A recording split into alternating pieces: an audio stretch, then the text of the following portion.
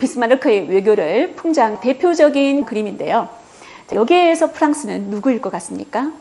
왼쪽에 보면은 마리엔이라고 불리는데요. 이 친구가 바로 프랑스를 상징합니다. 지금 울고 있죠. 왜 울고 있습니까?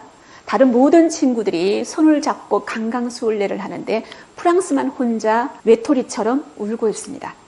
이게 바로 비스마르크의 외교 정책을 풍자하는 그림이라는 거죠. 그러면 프랑스를 어떻게 고립시키는지 비스마르크의 외교를 하나하나 따라가 보도록 하겠습니다.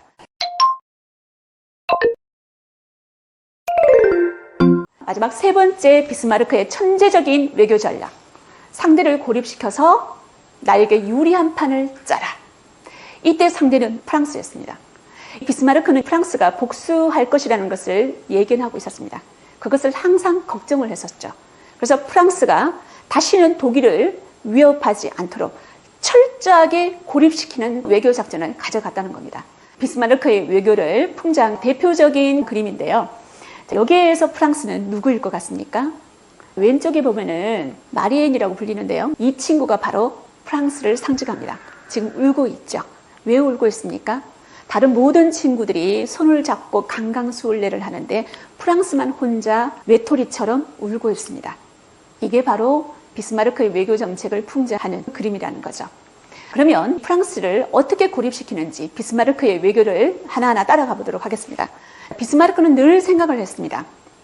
만약에 우리하고 프랑스가 다시 전쟁을 한다면 전선이 두 개가 되어서는 독일한테 절대적으로 불리하다. 그래서 동부 전선 쪽, 다시 말해서 러시아하고는 항상 평화를 유지하고 있어줘야 된다라고 생각했는 게 비스마르크였습니다. 그래서 이 비스마르크의 독일은 러시아하고 동맹을 맺습니다. 그리고 오스트리아, 이탈리아와 또 동맹을 맺죠. 우리는 이것을 삼국 동맹이라는 이름으로 말을 합니다. 그리고 영국과는 어떤 식으로 타협을 하냐면 영국의 제국주의 정책에 우리 독일은 철저히 방관자적인 입장을 취하겠다. 니는 네 맘대로 해라. 우리는 유럽 대륙에서 이 동일의 평화와 안전, 이게 제일 중요하다라는 게 비스마르크의 생각이었습니다. 비스마르크는 보불 전쟁 이후에 평화주의자로 변신을 했다는 거죠. 유럽의 세력 균형 유지가 이 비스마르크한테는 가장 중심된 외교 정책이었습니다. 저는 지금까지 비스마르크의 세 가지 외교 전략을 소개해 드렸는데요. 여러분 어떤 생각이 드십니까? 정말 비스마르크는 천재 외교 전략가 아닙니까? 전체의 정세를 읽는 안목이 탁월했습니다. 이런 비스마르크의 전략과 정책은 황제 비렐름 1세가 있었기 때문이었죠. 이 황제와 재상의 빛나는 케미가 만든 결과물이라고 할 수가 있습니다. 왼쪽에 비스마르크가 정말 좋아했던 비렐름 1세가 있고요. 이 비스마르크를 죽을 때까지 지원했고 옹호했던 황제 비렐름 1세가 있습니다. 비렐름 1세는 늘 이런 말을 했다고 합니다. 푸념처럼. 비스마르크 밑에서 황제 노릇하기가 정말 쉽지 않군. 이 비렐름 1세가 죽고 난 다음에 비렐름 2세가 황제가 되었습니다. 그런데 비렐름 2세는 비렐름 1세와 다르게 공격적인 외교 정책을 펼쳤습니다. 다시 말해서 팽창주의 외교를 했다는 거죠. 독일의 파워를 전 세계에 과시하고 싶었습니다. 그래서 재상 비스마르크하고 항상 충돌하게 되었죠. 이 황제 비렐름 2세는 더 이상 재상 비스마르크와 함께 할 수 없다고 판단을 했습니다. 그래서 비스마르크를 재상직에서 물러나게 하죠. 비스마르크의 수상퇴임을 풍자한 만평이 왼쪽에 나와 있는데요. 이 선장의 모습을 하고 있는 사람이 비스마르크입니다. 비스마르크가 힘없이 계단으로 내려오고 있습니다. 그 위에 이 실각하는 비스마르크를 보고 있는 인물 비렐름 2세입니다. 이 비렐름 2세가 나중에 세계 1차 대전을 일으키는 원흉이 되죠. 실각하고 비스마르크가 초야에 묻혀 있을 때 누가 찾아왔는지 아십니까, 여러분? 바로 중국의 리홍장입니다. 1894년에 청일전쟁에서 일본한테 호되게 패했던 리홍장이 이 천재 전략가 비스마르크에게 청나라를 부활시킬 계책을 물었습니다. 여러분, 비스마르크의 대답 너무 궁금하지 않습니까? 비스마르크는 이렇게 대답을 했습니다. 군주의 신임을 먼저 얻으시오.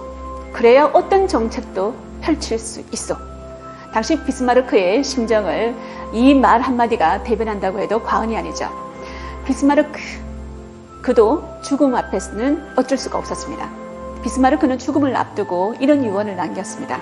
나의 비석에 황제 빌헬름 1세에 진정으로 충실했던 공복이라고 새겨주게라고 이야기를 하면서 그는 두 눈을 감았습니다. 지금 이 비스마르크의 죽음 장면은 당시 파파라치에 의해서 찍혔다고 알려져 있습니다. 오토 폰 비스마르크, 그는 현대 독일의 아버지라고 평가를 받고 있습니다. 그리고 또 이런 평가도 있었죠. 프리드리히 마이네케라는 독일 최고의 역사가입니다. 랑케 이후에 독일 최고의 역사가로 불리고 있는 인물인데요. 이 마이네케는 이렇게 말을 했습니다. 비스마르크 업적에는 밝은 면도 있고 어두운 면도 있다. 정신보다는 힘을 강조한 독일 제국의 문화가 독일 국민들의 가치관을 타락시켰으며 정치적인 성장을 가로막았다. 그리하여 독일 국민은 빌헬름 2세의 무책임한 행동과 나치즘의 범죄를 용인하는 지경까지 되었다라는 평가를 했습니다. 여러분들은 이 비스마르크에게 어떤 평가를 내리겠습니까? 우리는 보통 국제 외교 무대를 거대한 체스판에 비교하곤 하는데요. 이 국제 외교 무대라는 거대한 체스판에서 천렬재상 비스마르크는 최고의 플레이어였습니다. 위기 땐 승부수를 던졌고 국익을 위해서는 용수를 두었으며 평화가 필요할 땐 자충수를 두지 않았던 천재 외교 전략가가 비스마르크였습니다. 인생을 빛나게 하는 당신의 성공 전략은 무엇입니까?